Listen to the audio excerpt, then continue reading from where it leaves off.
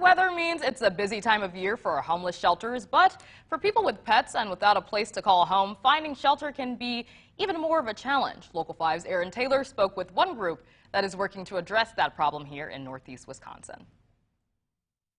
A lot of people would rather live in their cars or on the street than end up abandoning a family member. That includes family members that stand on 4 legs. So when the weather turned cold this past October, homeless shelters started calling the Hidden Paws Network to see if they could take in the animals. We received about 15 phone calls in a 10-day period asking if we could take the pets of people who didn't have anywhere to go. Hidden Paws is a network of foster homes that serve pets whose owners are escaping domestic violence. The circumstances in those cases are very different from those suffering from homelessness, but they do have one thing in common. Both the homeless shelters and the domestic violence shelters won't accept pets. To address the issue, Hidden Paws has created a second organization called Wanderers Companions. Their first order of business is to provide supplies for homeless shelters to distribute to those who can't stay because they have pets.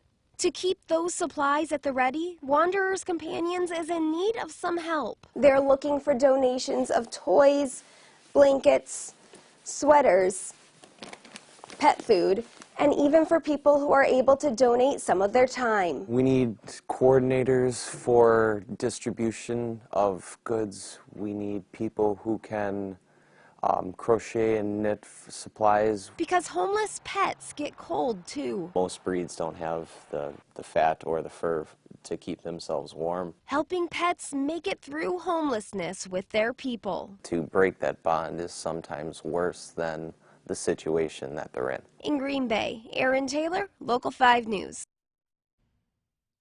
Wanderers Companions is holding a free veterinary clinic for pets of the homeless on Sunday, January 12th. For more information on that event and how you can donate to the organization, head to our website at wearegreenbay.com.